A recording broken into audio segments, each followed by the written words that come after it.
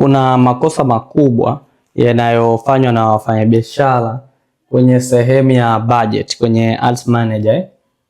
Kuna sehemu ya kuchagua daily budget na kuna sehemu ya kuweka lifetime budget. Ninaweka polls hapo chini.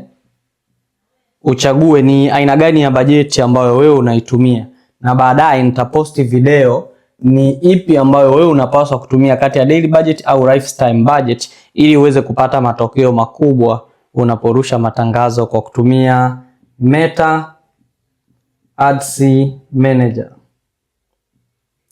Hii topic tayari ipo kwenye Telegram, imekamilika kwa wale wanaotumia simu, lakini wale wanaotumia laptop bado muendelezo wake. Nataka mtu atakapoenda huko awe ameiva.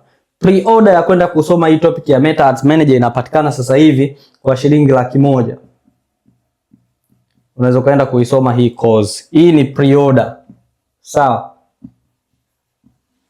Baada ya hapo hii course itakuwa gharama kubwa sana, kwa sababu kuna mambo mengi sana ambayo nimeandaa humo, na nitawaonyesha feedback hapa. Wale ambao wamerusha matangazo jana baada ya kusoma wameanza kunipa matokeo.